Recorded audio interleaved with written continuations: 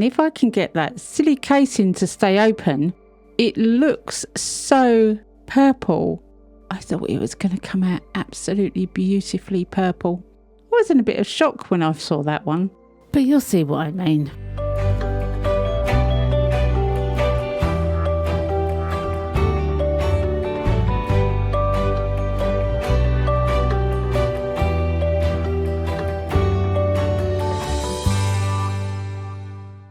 Hey, welcome back to my channel. It's Wendy here from Toonpish Crafts, and I hope you're doing okay.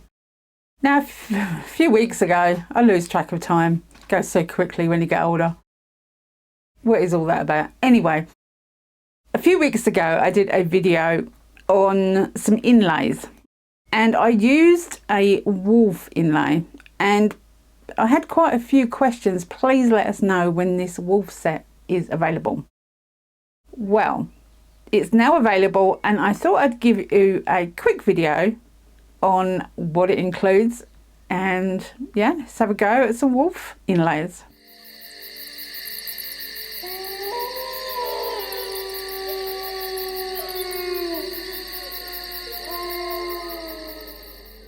So this is the set of wolf inlays. There's 10 in the set. Some of them are smaller than others. There's a few that are similar, but they either face a different way or they have a different interior design. There's a winged wolf and a dreamcatcher wolf. And the two little paws can be taken apart, but they are attached when I send them out. So I've decided to make a couple of pendants. Now this is a pendant housing that I got from America when I went recently, and I believe it came from Hobbycraft.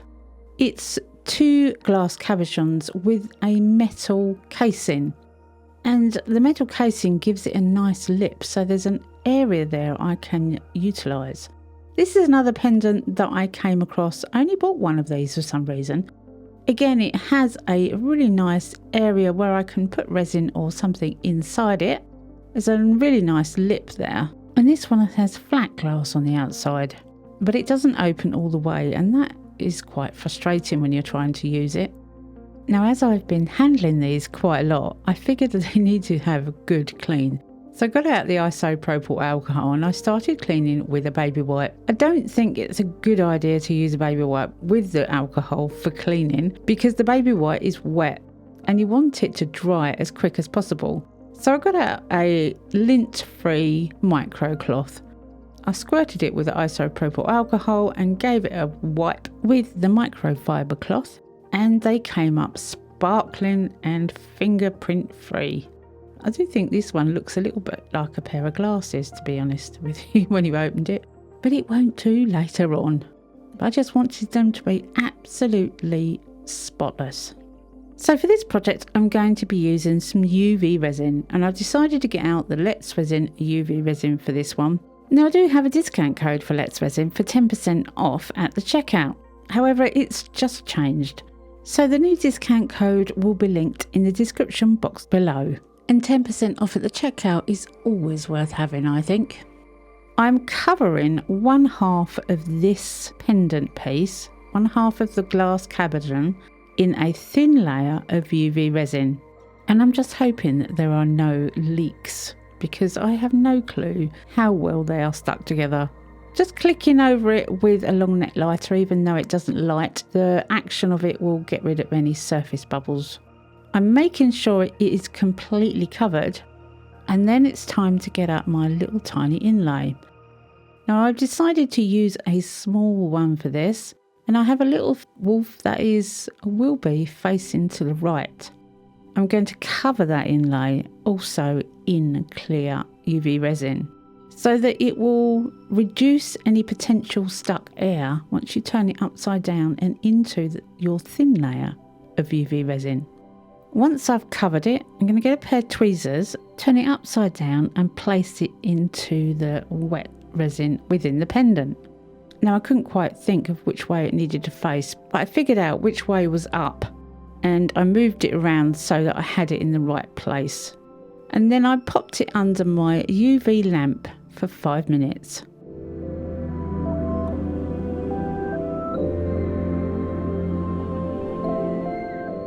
5 minutes later, I could take the little inlay out.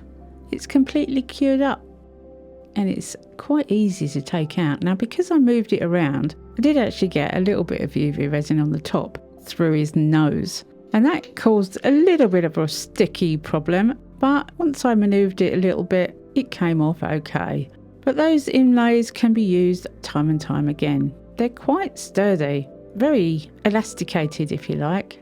Once I got over the little nose piece, I had a nice design within the UV resin that was completely clear.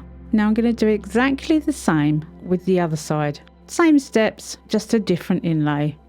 I make all my inlays with Let's Resin silicone. They're as clear as they can be so that UV light can go through them and cure both sides. So this little wolf inlay has a paw print in the centre, and again it will be facing to the right hand side. Slightly different design, but just the right size for this glass cabochon area. Again, I'm going to top it with UV resin to get rid of all those stuck air pockets, and then place it upside down into the uncured resin with a pair of tweezers, making sure it faces in the right direction for when it's closed. Again, I cure it for 5 minutes.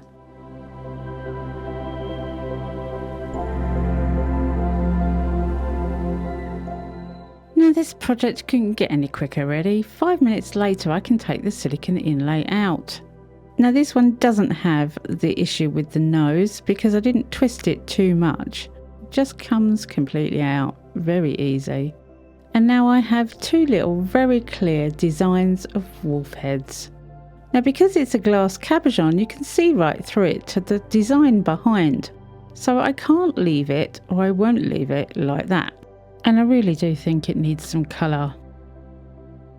So recently Let's Resin sent me this heat gun kit, and although I didn't need a heat gun, I was very willing to try it.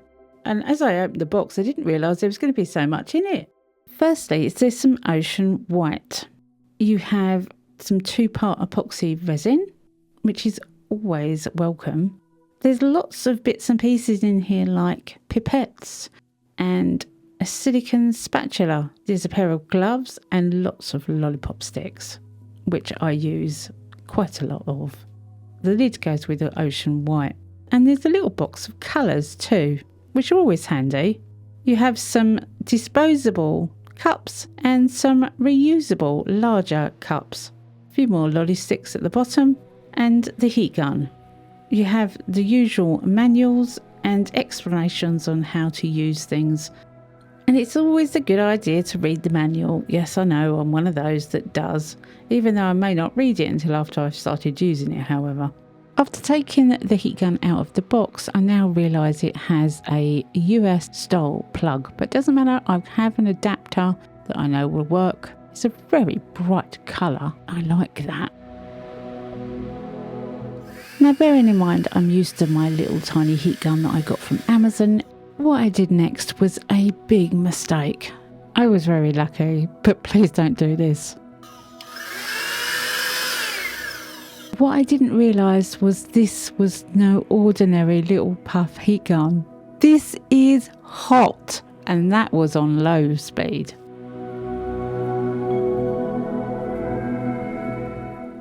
After I very nearly burnt myself, but didn't, thank goodness, I got out these samples of diacrylic film sent to me from Resin Supplies Den. Now they are all numbered 1 to 10, and they're all slightly different colours, and I chose 3 of them. I chose number 1, number 4 and number 6, in case you want to know. Go and check out Resin Supplies Den, they're a little Facebook group and they have quite an international gathering now. Now bearing in mind I found out how hot this heat gun is, I knew it wasn't going to take much to melt this plastic together. And it didn't. This is real time. It was super quick.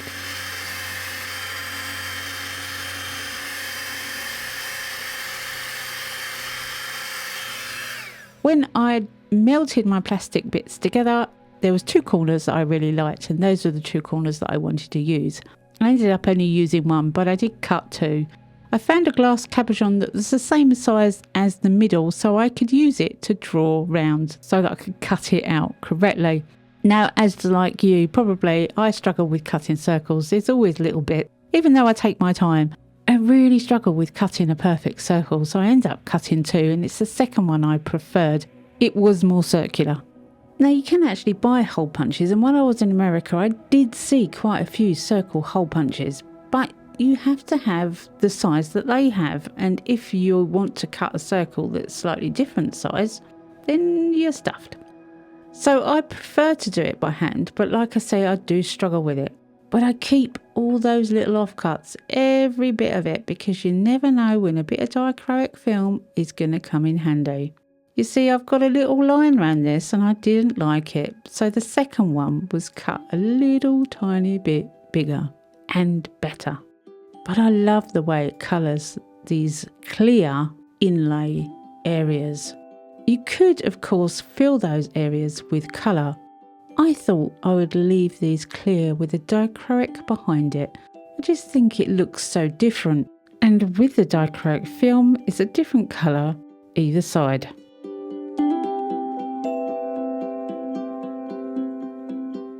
So on to the second pendant, and this one was a little more tricky because it kept closing on me. Now, although it's flat and simple to do, because it kept closing, it was just annoying. But I actually think I prefer this one because it's got that magnetic shutter on it. So I'm going to put the winged wolf. Now this one, a winged wolf, does have a name, but there's several different names for this creature, so I'm just going to call it a winged wolf. Doing exactly the same as I did on the previous one, making sure it's facing it the right way. This winged wolf is going to overhang slightly.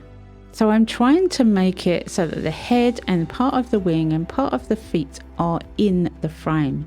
It doesn't matter to me if part of it isn't showing, but I would like it to sit down in the resin as much as possible.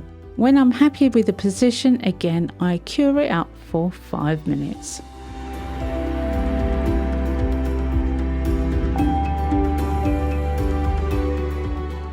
And 5 minutes later, I can take the inlay out. Now, because it pushed up around the edge, some of the resin had gone up around the metal edge, the metal casing. Now, resin doesn't like sticking to metal, and it's very simple to just flick that overspill resin off of the metal casing. And I really like the design. On the other side of this one, I'm going to use a wolf head. Again, I've done exactly the same steps, and if I can get the blooming thing to stop shutting on me, I can make this. With my tweezers, I turn it upside down and make sure it is in the right position for the pendant piece. Again, there is an overhang, and this time it is down the bottom. Now, I figured I needed to push it down and set it in place because there was quite a lot of overhang at the bottom. So I'm pushing it down with a pair of tweezers and giving it a quick flash cure with a torch. That will hold it in place before I put it under the lamp to cure for 5 minutes.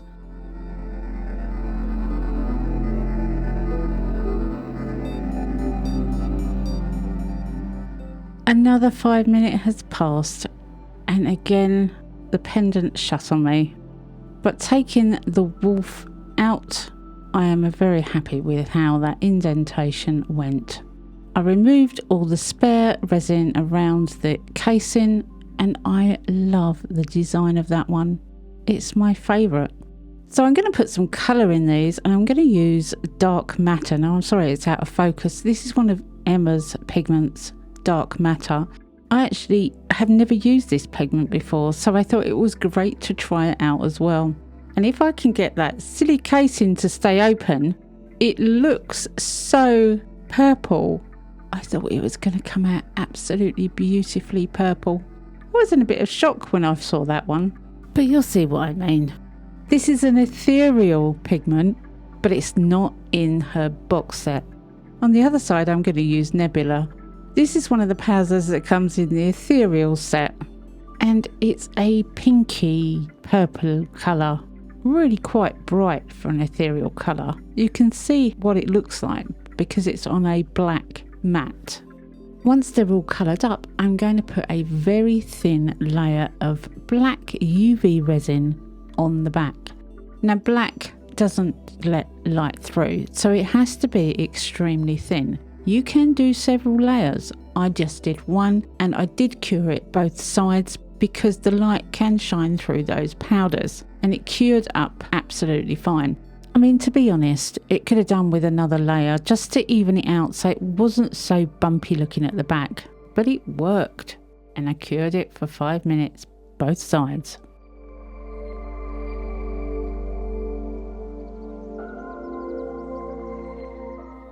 So after 5 minutes they are all cured up, and I absolutely love them. I love this little locket, even though it was a pain in the bottom because it kept shutting on me. I still prefer it. And that wolf's face is not purple. It is a really gorgeous indigo blue, which I suppose is on the purple scale. To finish these pieces off, I gave them leather cords. This double-ended one that kept opening, I wrapped cord around it and I fastened it with a metal piece so the inside dichroic film won't fall out. All these little pieces, these end pieces, I brought back from America, and the clasp is a screw type clasp. And this kind of reminds me of a watch on a chain that my dad had when I was little. I really like this pendant. This double-sided locket has still got room inside for you to put your own wolf or dog pictures. With its little magnetic clip, it's a little rough looking, but it's completely cured. And there is room in there for 2 photographs.